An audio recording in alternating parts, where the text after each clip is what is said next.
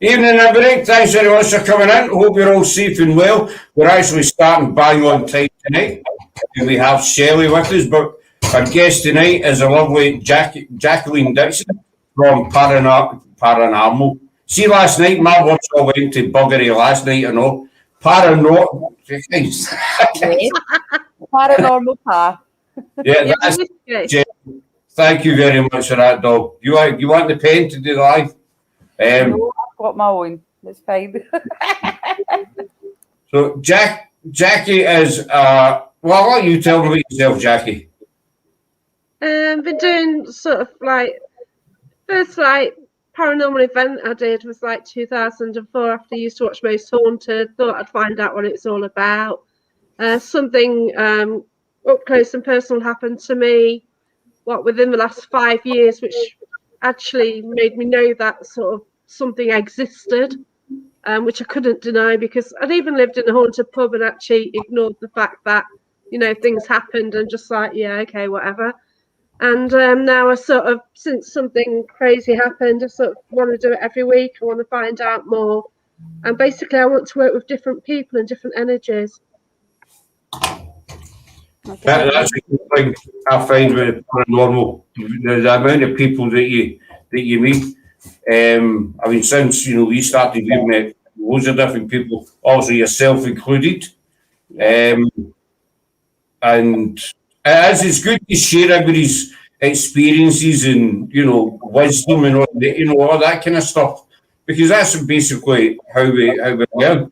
So, were you interested in paranormal as a kid, or when you were really young? No, I never really thought about it. You hear about ghosts as kids, don't you? And I think at the time I didn't really want to see one. I'd just be scared if something was in my bedroom. Yeah. I don't know. And then through watching Most Haunted, I thought, oh, this is actually a thing, and maybe you can actually go and try and find out if there's a ghost. And I just went to loads of events. I was getting in old buildings. Nothing really happened. The odd tap, it's yeah, okay, that's a radiator, that's the floor creaking, that's whatever. And, it was nice to get into these historical places, but I never really experienced much. But it was good. It was a laugh. So did you say, was it roughly about 5 years ago that thing that happened to you, changed your mind and really got you believing that there was actually something there? Yeah. I basically, by then I'd actually been in a team and been working on a team. So then my friends actually, the friends now, I kind of vaguely knew them then. They're actually doing a private event at Matlock Pavilion. And it seemed that the people who they invited were really experienced. And I hadn't had much experience away from being in a team or, going with a team. Yep. So it's a bit of a free-for-all, sort of. And at the end of it, I was kind of picking up medium things all along. I was picking up the characters. I've been shown a lot of stuff I didn't even really believe in mediumship, and yet I was getting images of things, and it was a really crazy night. And I don't know why, if it's a combination of the energy of people around me or what it was. And then finally, right near the end of the night, 1 o'clock, we're doing an energy circle in the main auditorium. It's Matlock Pavilion, which is a beautiful place. And it's a little girl jumped into me, basically. So she had control of my body and everything. And all I got, I knew what I was aware, but my head was going to my mouth, get it out of me. And I didn't know how to deal with it. And I was scared to death because I didn't even think that anything existed in some ways. Yep. And I just didn't know what to do. And finally, I managed to get the words out and it was fine. It was sorted. But then it was right at the end of the night. I got home, I got in the car. I was bloody scared to death. I got home, left the lights on, thought I'm never going to mess with this stuff again. And that was it. A few hours later, a bit of sleep. That's it. I'm on it. Some people hear noises or see shadows or stuff like that. You literally get a full-blown spirit entering your body, pretty much. That's quite a scary first thing to do. All I can say is like something was pushing my soul out the way, because had by then had some development lessons, and we'd sort of stood in a circle and like imagined it's like meditation, that your soul was moving from one person to another. It's quite a weird thing we did, but that was what it felt like. It's like I'd got pushed up there and she'd like come in, and it's like, whoa. And like even to this day, I don't know what you call it. Like, yeah, there's overshadowing, but that might be a bit. I know what overshadowing it was, but this was a bit more hardcore than that. So I've no idea. Well, it sounds like it. It's completely different as well, though. If you're going in like with an events team or an investigation, really, and when you're actually going in a private investigation, the situation feels completely different, doesn't it? Because it's structured on a events investigation to a private one. So, but maybe in an events, you might have had somebody that could have helped you in that position, where you felt like you were taking on the spirit of somebody else. Somebody would have been able to help you with that situation. Oh, they did help me, but they didn't know me. They didn't know what I was doing. I was standing in an energy circle, okay? We're all holding hands, and I was doing the okie dokie and laughing like a child. So it's not the best, I've met these people, they're really experienced. I wanted to sort of, get into this paranormal thing more. And then I just made a complete arse of myself, basically, by doing the okie dokie. It could be worse. As you do. Lou's got a question here for you. What's your best place to explore? I've got a few, really, for different reasons. Obviously, Matlock Pavilion, it's a place close to my heart. I did have it actually booked for a couple of weekends ago, but it's got cancelled because we're actually renovating it at the moment. So, it's got so much history. Obviously, you won't know Matlock Bath, but it's basically like a holiday resort in Derbyshire. So instead of going to sea, a lot of people go to this place, which used to be a spa town. So it's got amusement arcades, fish and chip shops, a river and everything. So, it's a quick like day trip now and things like that. So, yeah, it's got a lot of history, and they would have had concerts in wartime, and it's a great big pavilion with a stage and everything. Fantastic. I also like Haunted Antiques Paranormal Research Centre. I did a show for them, but I'm just fascinated by the place. I think once you go, you can get hooked by a place, and I've been hooked by that place totally.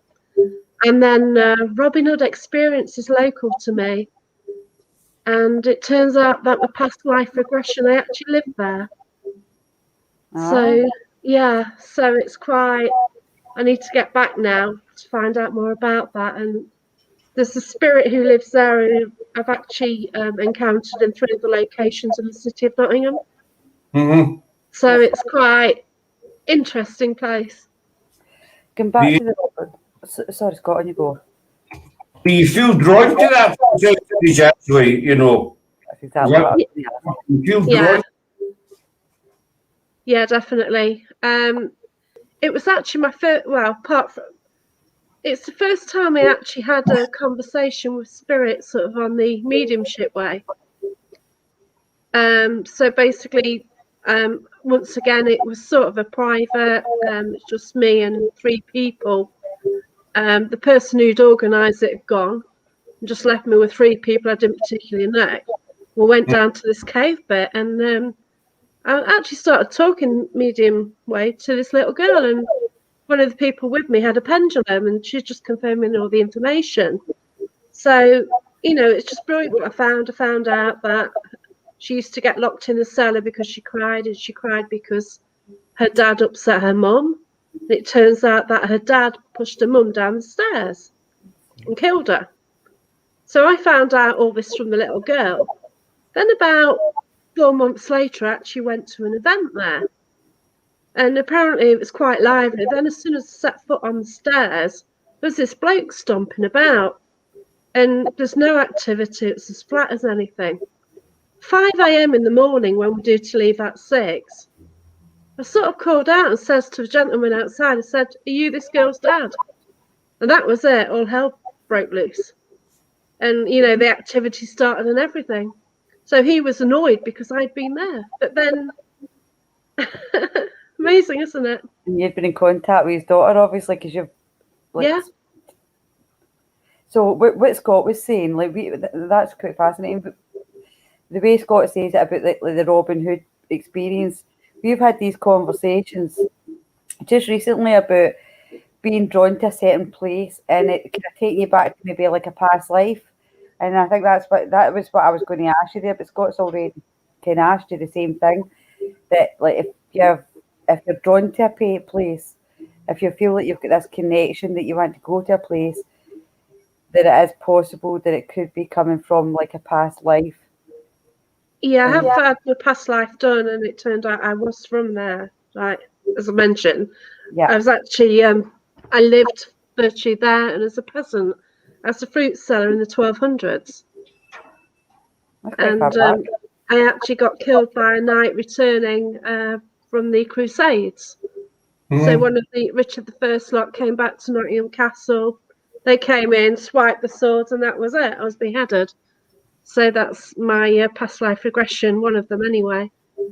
And a friend who's a medium thinks that I was actually hung at the Galleries of Justice, which is actually where the guy, John, who lives in the house now, with the spirit, he actually worked there as a judge. So it may be that I've got another past life, and that there's more to the story with this, but I'll just go on all night. But yeah. I know. It's interesting. It's amazing what you can pick up. I mean, I've seen in many lives that I've got a very, very strong pull to Greyfriars. I always have for many years. Every time I go to Edinburgh, even if it's for like 10 minutes, I need to go up. I need to go to Greyfriars. And it was a couple of years ago, somewhere I was talking to a medium, and we talked about, we get into the chat about me with Greyfriars, and she says that's because you lived before you were a soldier, and your name, I'm sure it was Jeffrey or Jeff, says your name is Jeffrey, and you're actually buried in Greyfriars. And, there's not very much that freaks me out, but when she said that, I thought, well, it kind of makes sense, because I can't explain the thing with Greyfriars. I always need to go. And she said, that's why, because you need. So I'm back. So every time I'm at Greyfriars, I have a wander about looking for myself, but I never find myself. No. I know I'm there. A couple of comments you stick up, so I'm a big believer in past life. I had one today that gave me answers. Yeah, I'm waiting to get free again. My past life regression I had with a lady called Denise Mott, and it's actually at a location of Derby Jail. Mm-hmm. So it's a bit weird having a past life regression at Derby Jail, because you thought, well, how can you do a past life when you're surrounded by, obviously what's around there? So yeah, it's interesting. Richard, I can't even pronounce that first word. Lantoni. Mm-hmm. Secunda. I'm not even going to try and say it.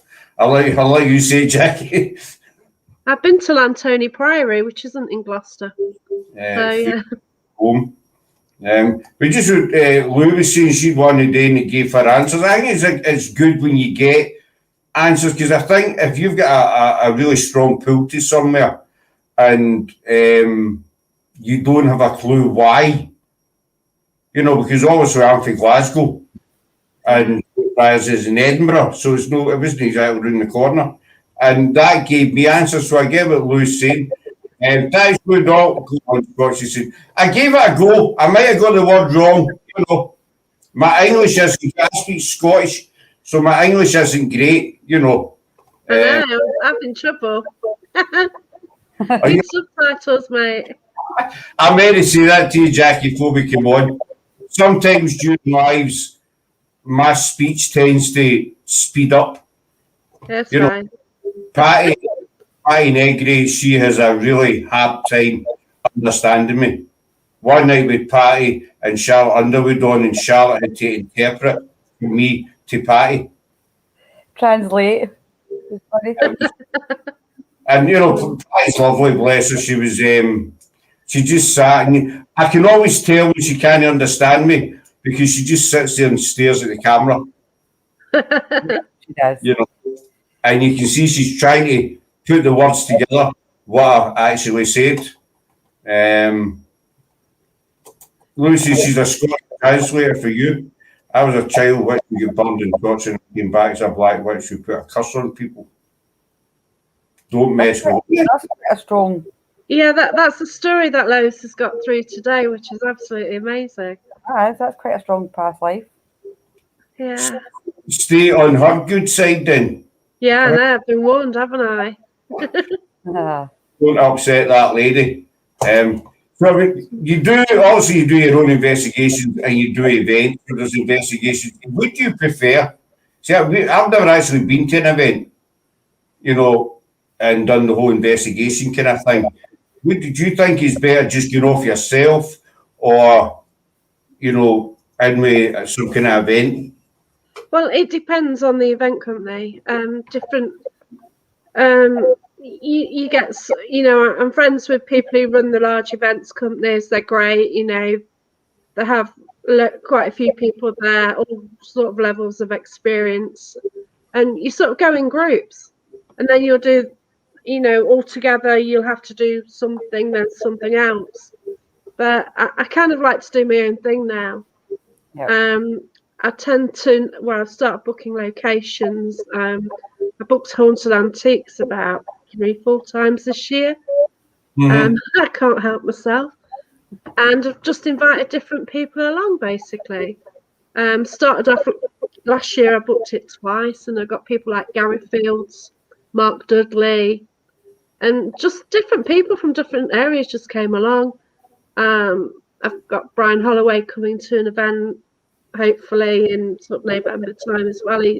He's good at, well, he develops ITC, so and it's just great, all the collective energies, and it's people I've just met on Facebook, you know, people I've been chatting to for 2 to 3 years, and yeah, we just work together really. It's great.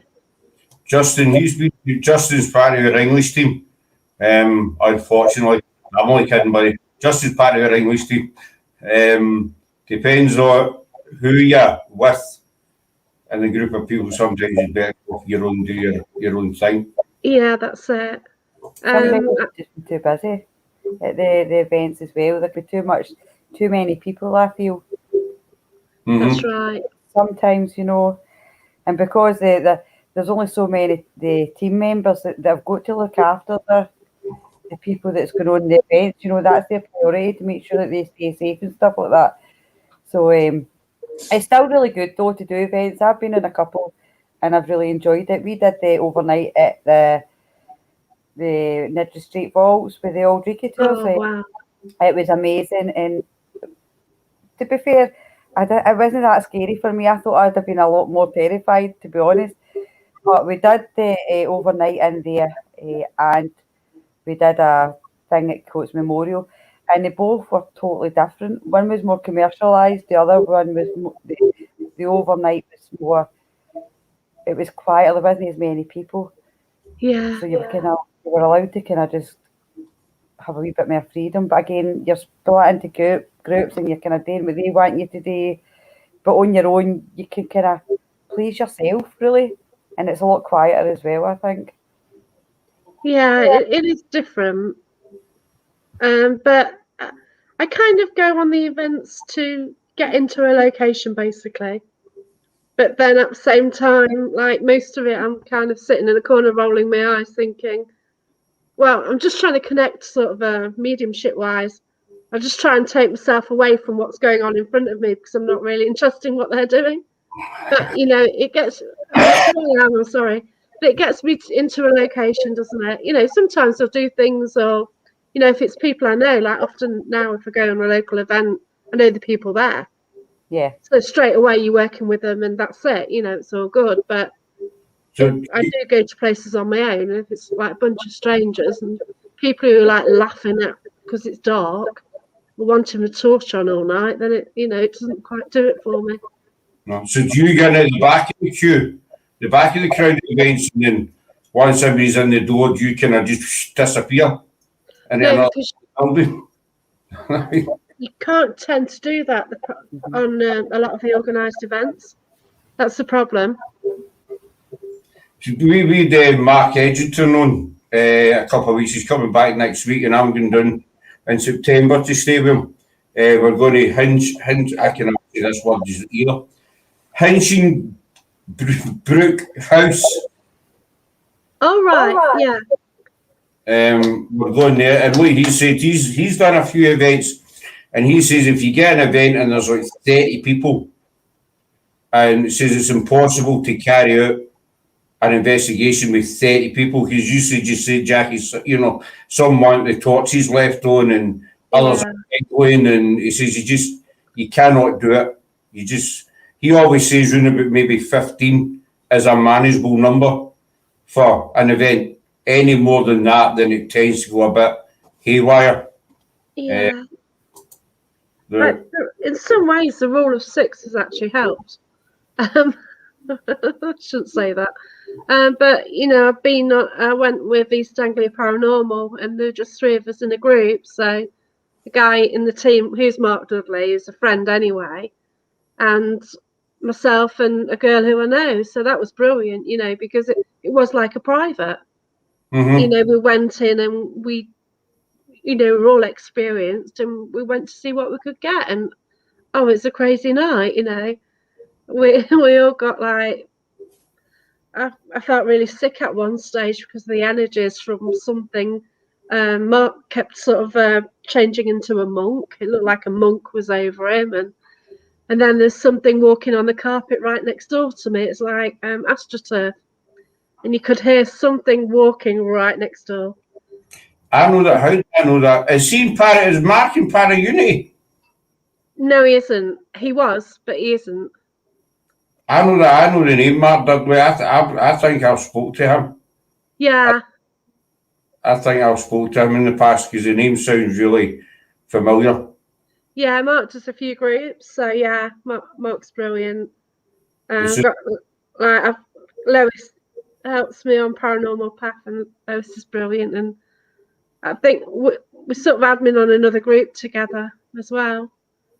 Actually, as soon as you said the name Mark, and Lewis would put up as well, Mark Dudley's a great guy.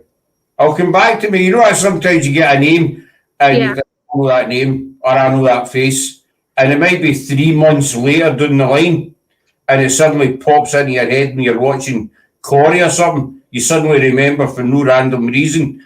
I know who that guy was. Just blurts out. So it will come back to me. So you were telling us you wrote a book. Well, I've kind of written it, 45,000 words. So I've written it and I need to edit it. And when I finished writing it, that was it.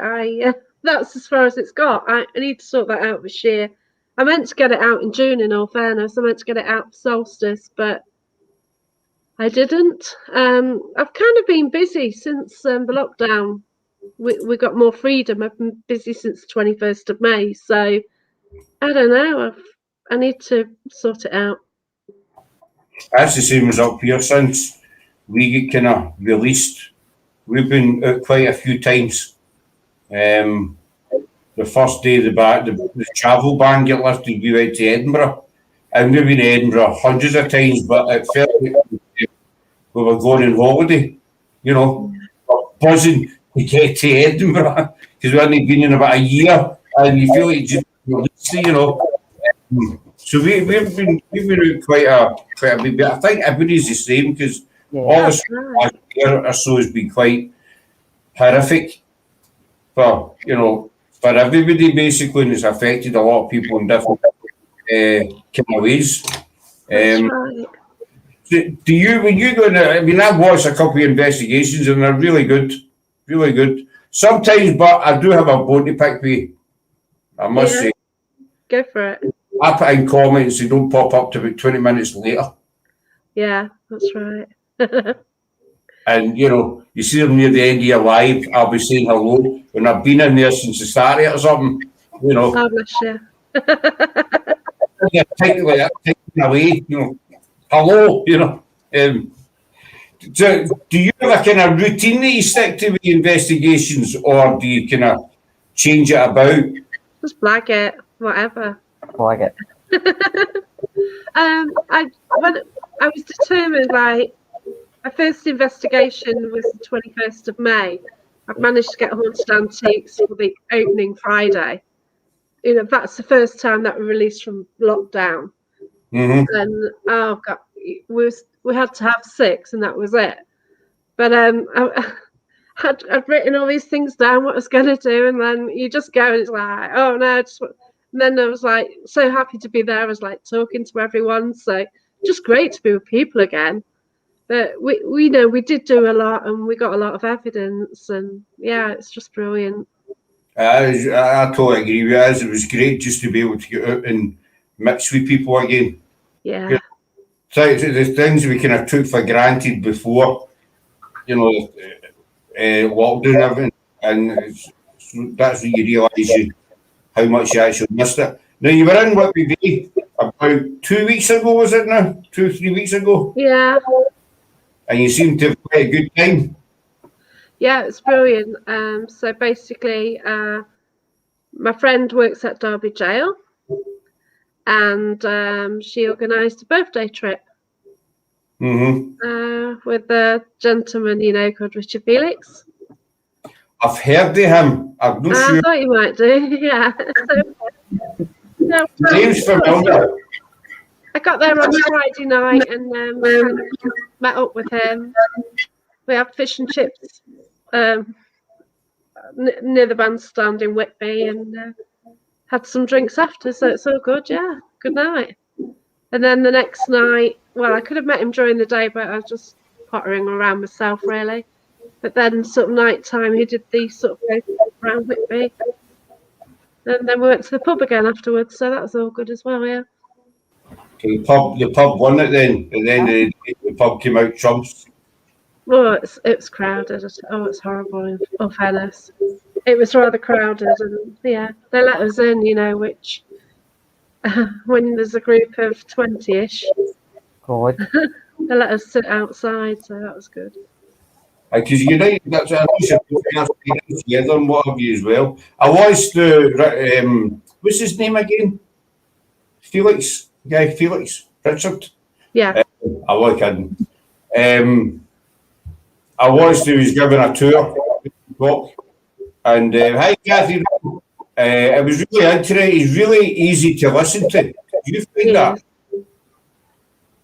Yeah. I'm actually going to Derby Jail a couple of times this year as well. Gina's booked there, so I'm going. A couple of her events, so that'd be interesting. We need to keep tabs on you then. Yeah, it's a good place. I want to book it for myself, in all fairness. I want to do a lone vigil there. I need to sort it. So, we ask everybody this, and you probably ask people as well, because I know you do a lot of lives as well, Jackie. All the kind of gadgets, and everybody knows I'm not a gadget fan. I like the laser grid and the cat balls, the rest of it I don't really understand, so I don't bother trying, because I've just made a butt of myself, basically, do you know what I mean? Yeah. What's your thoughts on all the gadgets that are about? Well, I prefer what I can pick up, in all fairness. I did like the EDI at one stage. I'm getting a bit bored with that, in all fairness. I do like voice recorders, but I don't really get much on them. But cat balls, I do get a lot on cat balls actually. I've got a recording where basically there's a bunker. It was built for the war in the 40s at a local industrial place. That's for the work stuff, because the place was getting bombed in the war. And I went down there with my friend in between the lockdowns. And I did a quick walk through, and then I put a cat ball on the floor, and it just started straight away. And I did a live, like 50-something minutes of this live, and I was basically chatting to a cat ball, and it was reacting to me. So it's doing yes/no answers. But not only that as well, it was also dim or bright. So sometimes it looked like the battery had gone in it. Mm-hmm. So you could faintly see the light, and then other times it was really bright. So that was odd as well. I know a lot of people don't put a lot of faith in the cat balls and stuff, and it's really great if you can get them to go off on command. It was. You know, I mean, I watched your footage, and when you see it happening then it's hard to debunk it.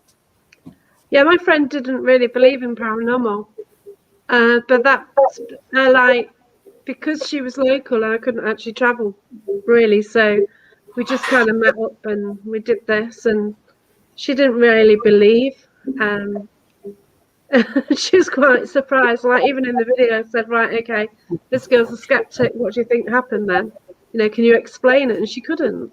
At one stage, like, I went in and it was flashing. So what I did is I picked it up. I said, you know, is it on a slope or anything? Because it was flat, but it was like a dust floor. So it might have had a slight slope on it, you know, where footprints or whatever. So, yeah. I put it down again, then it stopped doing it totally. So then I got it, and we moved into another area, and it started it all over again. You know, so I think that time I picked up a young boy. Then I think I picked up a gentleman later on as well. And you know, I was getting answers on the cat ball. I was kind of picking up information myself, and then getting yes responses on the cat ball, which was, you know, brilliant. It's quite unusual for the cat balls to dim. For the lights to dim on them as well. That's quite unusual. That was weird. Yeah. I've not heard of that before. I mean, we've used for a year now or something, and I don't know how long the battery life in them is. That's the worrying thing, isn't it? You know, they don't come with a lot of instructions, which is what I found. So, and all right, we were locked down for a while, so they weren't really getting used, but the past 2 months we've been using them quite a bit. But as you say, when it dims but then it comes back bright again, that won't happen. That wouldn't happen with a battery. No. You know, once it goes, doesn't it? You're not going to get it dim then it bright again without switching it off. A battery's dying. You know, that's my point of view. But as you say, your friend came along, she was a skeptic of you. I think it's good if you take somebody with you who is a total skeptic, but then you manage, maybe not to totally convince them, but just to get them, you know, to start thinking the other way. Don't get me wrong, I'd love to take a skeptic to an investigation and scare the bejesus out of them. Yeah. I've had a good one with that Draco tunnels. I was working it, I was working it with an events company called Dusk Till Dawn. Mm-hmm. So I was invited for a tryout one night. So we all stood where, basically it's 55 miles of tunnels. You're in the dark, and it was used as a car plant. But prior to that, it was used by the MOD for something. So it's a very interesting place. It unfortunately is shut recently, which it's a shame, it's near Kidderminster. So basically, we've got a little group, and there's these tunnels, and we were in the crossroads. Mm-hmm. So most of the group were in a circle at the crossroads, and then where the bits of the tunnel were, four corners, so it said for people to stand there. Well, this lad who was a skeptic stood out of way. He wouldn't have heard us. That bottom part section of the tunnel, you could still see him. And his friends asked for him to be hit on the shoulder. He came legging it back. He got something tapped him on the shoulder. He was scared. It's so funny. He got what he asked for, then, you know, that's what happened. But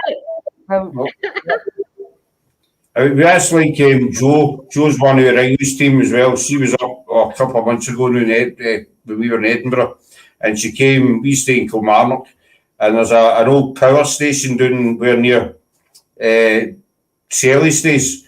And we've been there a few times, but we took Joe and Forrest. Hi, Beth, bits and pieces.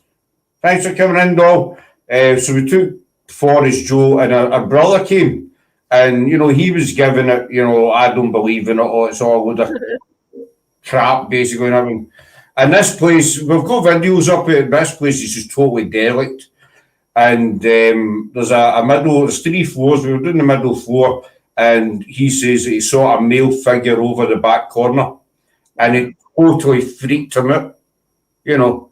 Now, I know he's not watching this. I thought it was funny as hell, to be honest with you. Because he was putting on the back, a load of crap, don't believe in it, never had. And then he was like, I seen a guy, there was a guy standing there watching me. I don't believe it. And I went over, had a look, there was nothing there. But he was totally freaked out, and it was it was quite a good night, you know. But I've never had anything touch me. I've felt a weird sensation in my hand. Shelley's been there as well 4 times. We went to this one location, and my right hand's ended up absolutely red hot, roasted. Yeah. This hand's been freezing. We spoke to Patty about it, and she can explain why. But I've never done anything touch me. One of our other girls had her bum felt the other night, last week. Yes. She had a wee bum felt. She was sitting down in a chair, and she felt something nab her butt, you know. So obviously there was a spirit there that liked her, so to speak. But I've never ever felt anything touch me. So this guy asked for it to happen, and then he get touched. Yeah. He wouldn't be such a skeptic after that, but you see, I don't know if it's a skill or not. Like, you know, with mediumship, you've got certain skills. So I get images in my head, and then I can get names, I can get dates, things like that. Sometimes I can smell something as well. I get a fragrance, and you know, no, it's not something I know of or whatever. But I haven't been touched. I haven't been scratched. Shadow figures, people can see them better than I can. I can see like dark masses gather, but people say, "Oh, can you see the shadows?" No, I can't. You know what I mean? And you've got different skills, haven't you? I've never been scratched, never felt anything. I've heard a direct voice once, said my name when I got home one night, but it wasn't my family by the way they pronounced my name. Don't know. See, I've experienced all these things in my lifetime, but I would never. I don't consider myself. I don't. I wouldn't say I was gifted. Just been very, very lucky. I missed that comment. Sorry, Scott. I was too busy talking. So, like, you know, I have been touched in the shoulder, and I've seen spirits. I've seen spirit animals like cats. I've heard my name getting called. We all heard like a definite voice in the vaults when we were there with Scott and Sarah, Laura. I heard a definite voice. So I've heard voices, I've heard my name getting called. I've been in a circle, I've gave a message out, you know, I've had messages for spirit. I've had that. But and the smells as well. But I think it's sort of to do with like how in tune you are at the time to be able to pick up on these things. I think Patty said that you've got to raise your vibrations, and then the spirit's got to lower your vibrations so that you meet in the middle pretty much, or to be able to connect. So it's all about energies. It's you guys call me to say I'll put it up. I know why I lived in Eccleston. Is that right? Ilkeston. Okay. I'll just know I'm not pronouncing names. I know it extremely well. I could walk there from my house. That's how I know it. Yeah, I spend a lot of my time in Ilkeston. Thanks for that, Beth. See, I'm the same. Some people say to me in the past, "Are you a medium?" I said, "No, I'm not. I'm certainly not a medium." So, well, you're a sensitive, because I said, "Well, I don't think myself as anything. It just happens, and it's no all the time. It's totally random, you know. I can feel standing beside me, you know, or I can look at a photograph and I can see, you know, I said there was one that's called the Savoy Theatre in Wales, Swansea, Carlisle, and a girl sent me a photograph once. She says, "What can you see?" I said, "Well, I can see two women standing on the staircase, kind of Victorian dress." She says, you're bang on, that's what we picked up on." And nobody else has seen them, but it's just you've got this mental picture up here. You don't know why. You know, it just kind of appears. Or I've been to locations and I can tell you what's happened there in the past. You know, I went to one last year. It was a graveyard, but it wasn't the graveyard that interested me. It was houses across the road. And I said to the person I was with, there was a guy, he was murdered over there, and it was something to do with his breathing. And I says, and there was 3 or 4 of them done it. He says, "Aye, you're bang on. There was a young boy, they attacked him in his house and they strangled him. And there was 3 of them in the house." He says, "No, there's no way, it's no in Google." He says, "There's no way you could have known that." I just get strong. I says, "He's still here, he wanders up and down the road, and his family still live there in the same house." He says, "Aye, the guy will not move to that house." And it's just, you know, and he says, "How did you know that?" I said, "I don't know. You know, I was doing the end of the graveyard, I wasn't interested in. I was drawn down at the end of the graveyard." Yeah. And I said, "I'm looking at the houses." And it was just something was pulling me. So you say, you know, Jackie and Shelley, I can't explain it. You know, I'm sorry, but I was quite laughing at Beth's comment. I'm sure the spirit knew when I was alone and followed me about. I mean, she must have been terrified. Even the lights on. Oh. I could make a joke about Elkiston, but I won't. Yeah. But I think everybody's got a gift to a certain extent. And I think the more you get into the paranormal, the more your subconscious will open it up. Yeah. Yeah. I've been doing development for about 6-7 years. Now do development lessons with Barry John, who's absolutely brilliant. Mm-hmm. Yeah, that's really opened me up as well. So is it all the time you, Jack? You can know the same as me. Thanks for coming, Lou. Take care, doll. See you, Lewis. Bye. Bye. Lewis, I've been saying Lou. Sorry, Lewis. I was good with names. Lewis, well, yeah. Yeah.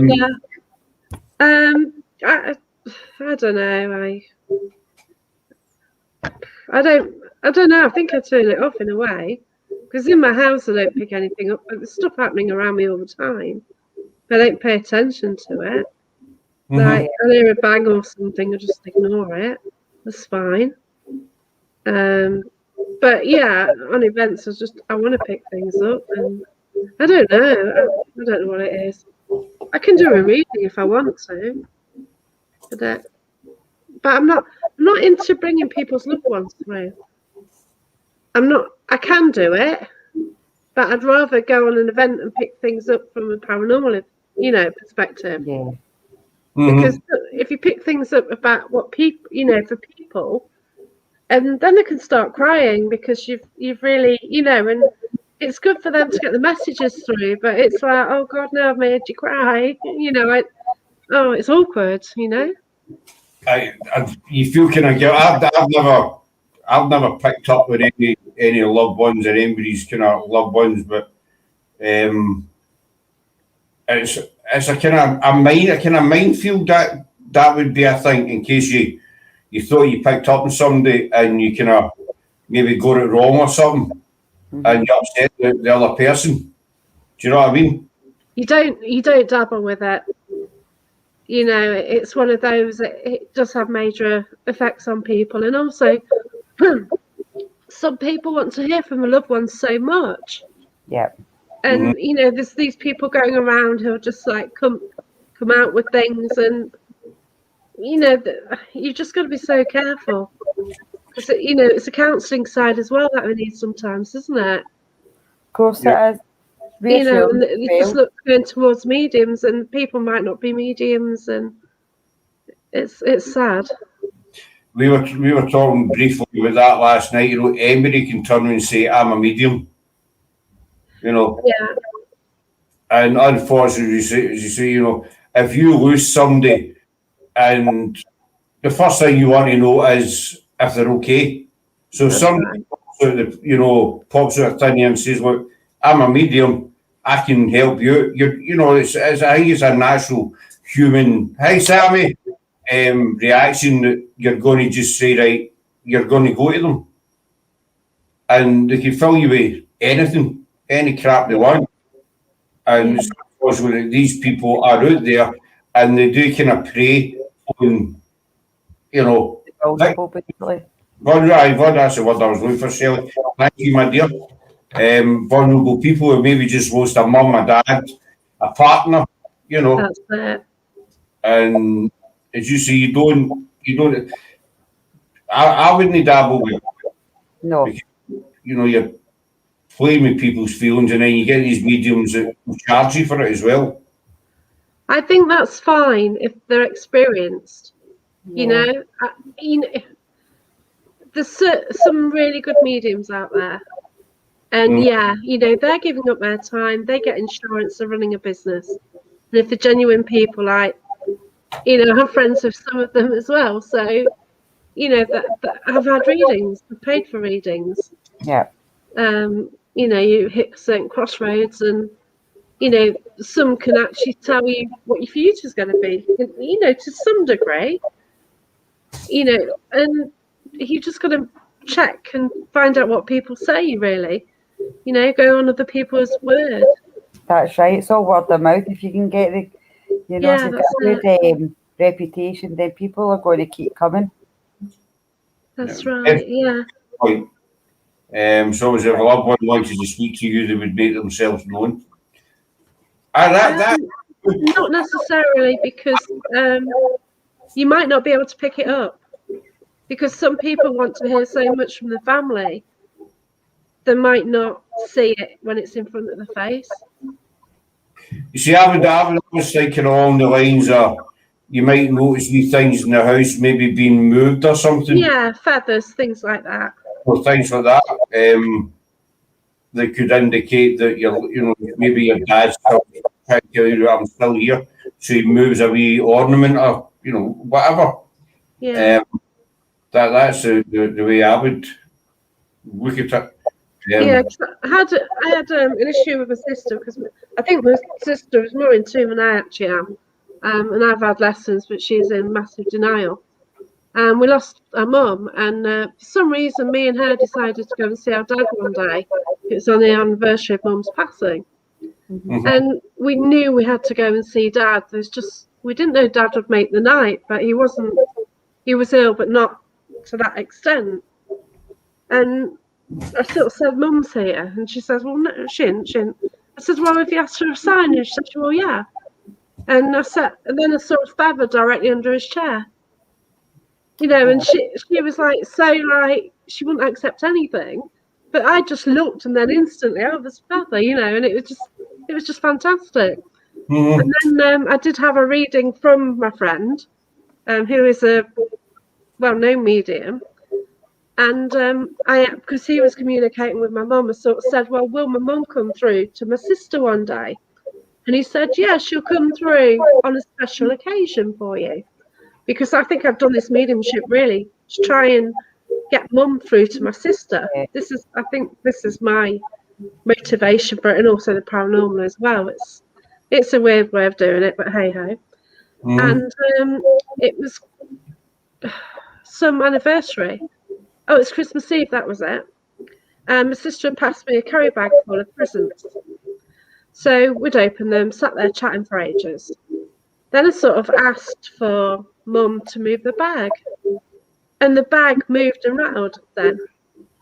And there's no breeze, no anything, and it was brilliant, because I'd been told that she'll come forward, and then try it out, and I got that validation in front of my sister. It's lovely. Perfect. I see comments to pop here. It smells like lavender cigars. I always read all these things when I get them. I'm just being polite to them. Then my theory, my thinking is all spirit wants is to be noticed, to be acknowledged that they're still about. Yeah. You know. I guess. You see, when you go to an investigation, you've got like the residents there, haven't you? You know, the spirits who they're always there, usually come through to people. But I don't get it because, you know, people go in and tap this, do that, and you know they're always coming through, and you wonder why they're still there, and sometimes wonder why they're still talking to people. That's their entertainment for a Friday.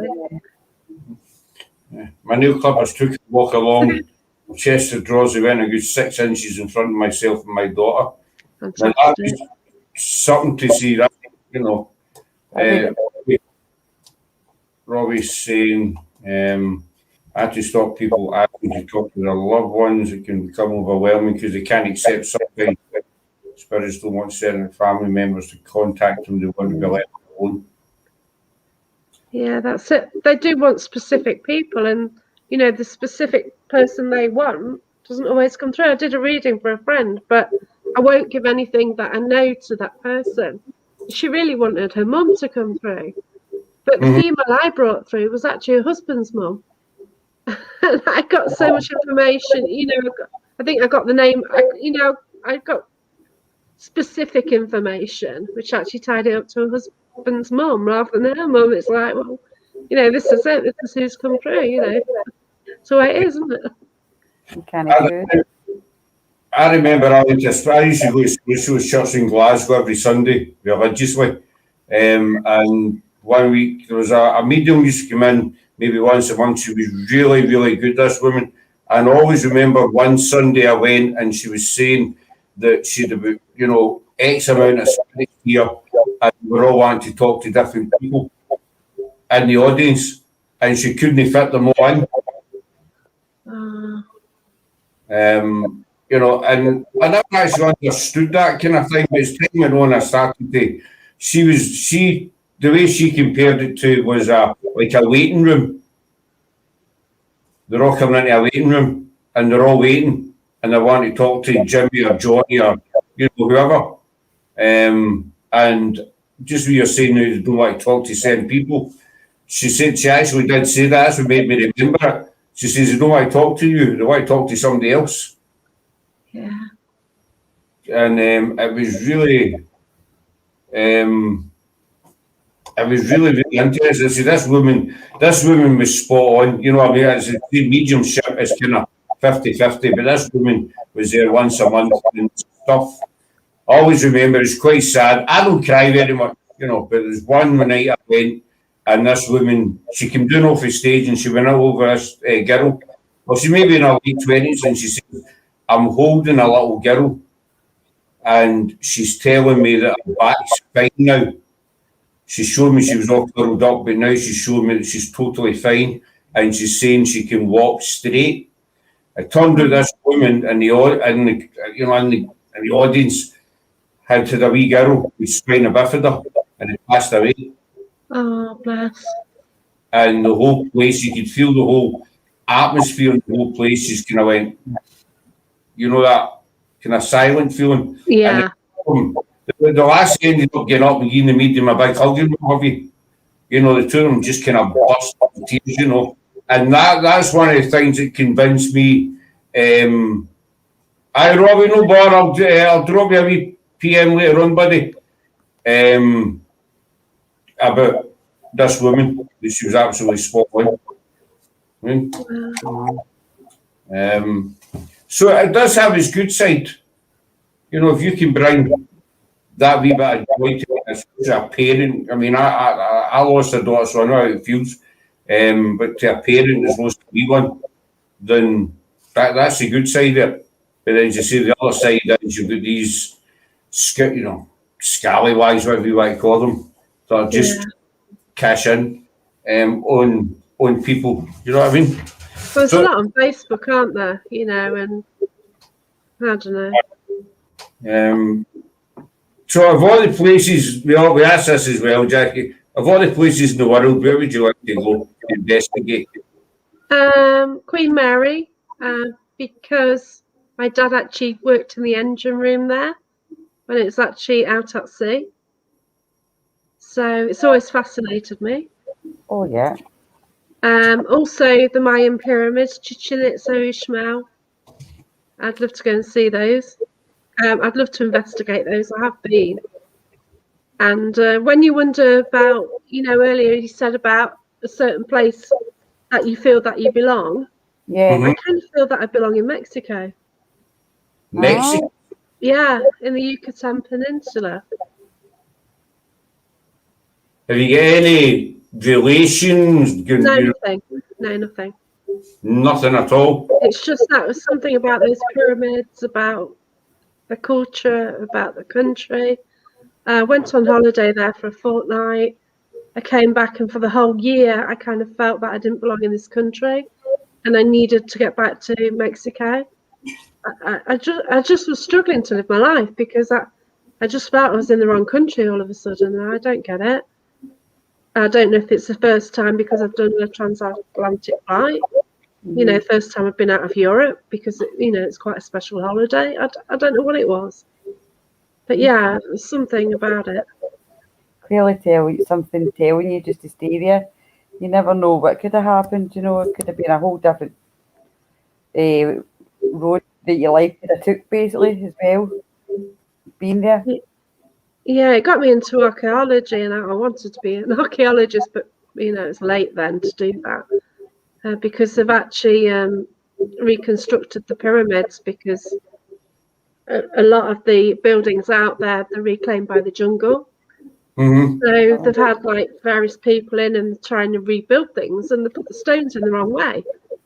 So you've got a building called the ball court where in Mayan civilization they used to play a sort of ball game, and there's pictures, friezes along the side, like rocks for carvings and things, and people have put them in upside down and stuff. So it's quite yeah.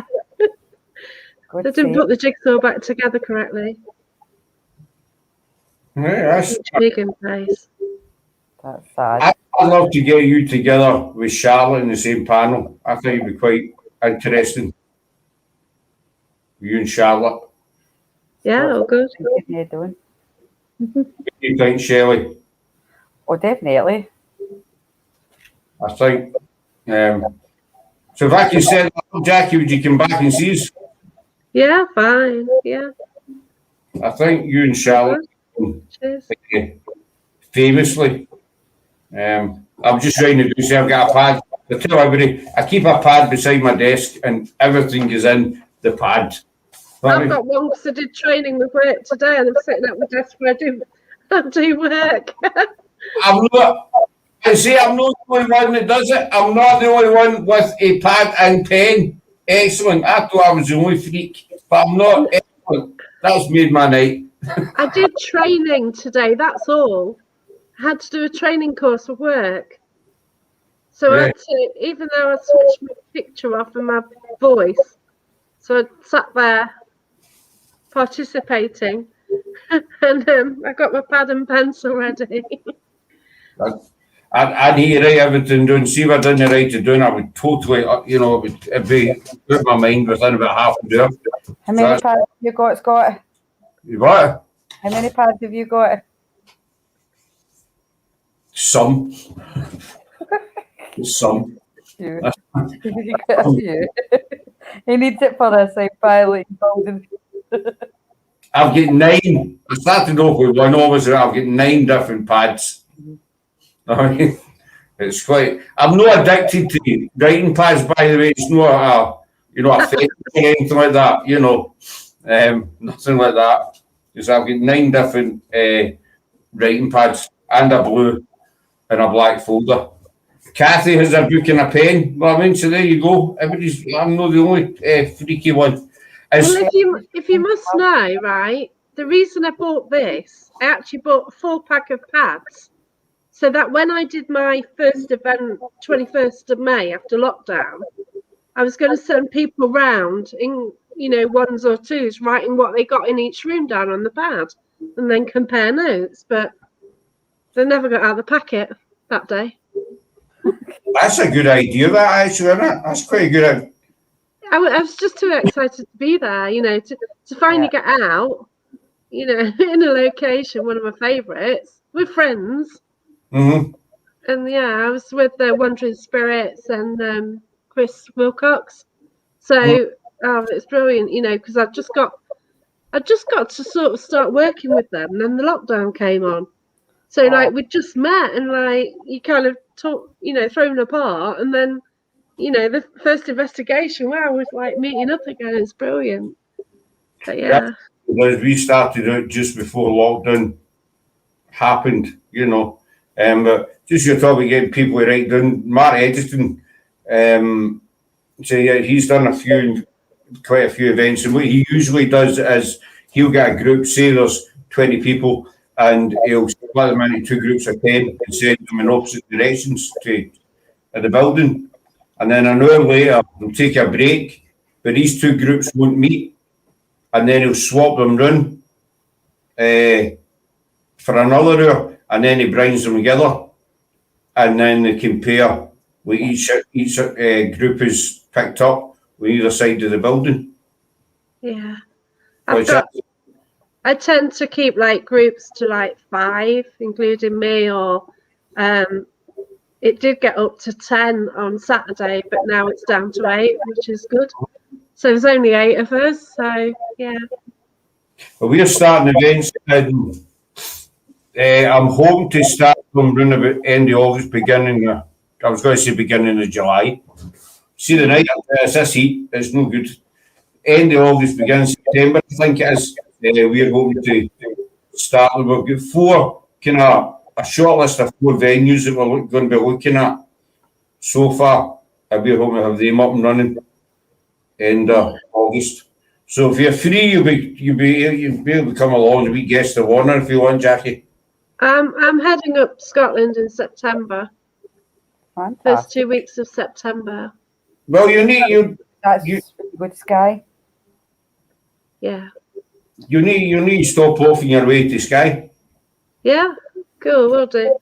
And meet Sucky Hall Street in Glasgow or something like that, or Giles Street. We'll meet in a Giles Street in Glasgow or something. Somewhere exotic like that. It'd be cool. But I think that's what my intention is, to kind of meet people. Yeah. So I'll definitely go and meet Lewis. What way will you come up? Will you come up the east coast or the west? See, I'm in the Midlands, so I don't know, but I'll probably head Skye Coast that way. Because I was going to say we could have met you, if you came up the east coast, we could have met you in Edinburgh. I've got a dog, so I'd ignore. I don't really want him in the city. Mm-hmm. But I will put it. I'll find a kennel for one night somewhere if that's. If I do get to do an investigation somewhere. But yeah. There's plenty of schools here and there's kennels and that, so you're welcome to come up here and stay, overnight and come out with us and do an investigation. That's more. Yeah, we'll sort something out anyway, because I am going to be touring Scotland. I do want to go to paranormal places. I'll be doing lives, doing walks, be camping, and just end up where I end up, and that's that. Well, you'll enjoy it. Hopefully the weather's good for you. Never is. It's always horrible when I go to Scotland. We've had a heat wave here for about 3 days, 4 days, something now. Yeah. I went to Harrison Lewis for a week, and it was bloody July, 16 degrees every day, raining. I went to the Orkneys and got stuck in a storm for a week. I went round Scarra Brae and it was torrential rain and storm. That was fun. Didn't think we'd get off. And any other time, the only time I got good weather was when I had my honeymoon in Scotland. I got married in Scotland. That was October. Whereabouts in Scotland did you get married? I got married in Dumfries and Galloway, a place called Clarencefield. It's Comlongan Castle. So it's near Annan. Well, if you're travelling up to Scotland, then I recommend the Black Isle. I recommend the Black Isle to everybody. It's got its own ecosystem. So, the weather's always nice in the Black Isle as well. Wow. We don't. I used to go out there. I was going up there for like years and years and years on holiday, and we never really got it that bad. There was maybe the odd showers, but the weather was generally quite nice. But everybody Really? was miserable. I come in Scotland, but we're enduring a heat wave here, which is absolutely amazing. But I think we'll wrap it up there, ladies, if that's all right. Please. Yeah. Robbie says we love you to come to Ayrshire. There you go, Jack. Here's an invitation to Ayrshire for you as well. Yeah, right. I think that's where Lois is anyway, isn't it? So I'll be heading towards Ayrshire. What spots I could take for investigations? Well, that's where we are as well. So Yeah. good Robbie's- stuff. Yeah, So- could sort of do a collab or something up there and just see, yeah, well, good, whatever, we'll sort something out. Yeah. But yeah, I just like meeting people, different energies getting together and just see what you get, really. That's Different it. techniques. With the paranormal, you meet that many different individuals and points of views, experience, the whole shooting match, as they say. And it is good to get together and just, bounce off each other and share all your info and experience. But I'll hold on to you a wee second or two, Jackie, after we come off, if that's all right, Doll. Yeah, okay then. Yes. Right. So we'll call it a night there. So thanks very much for coming in, everybody. We hope you enjoyed listening to Jackie. We will have her back. We're back tomorrow night. That's a promise. We will be back. We're back tomorrow night, 9 o'clock, with, what's his name again? I'm kidding. Right. We're back tomorrow night, 9 o'clock, with Mr. Richard Felix, off the TV, historian, paranormal investigator. We finally managed to hook him with the help of Jackie. So we've got him tomorrow night, 9 p.m. And we'll see you all then. So enjoy the rest of your evening and take care. Take care. Bye. Bye. Bye. Cheers.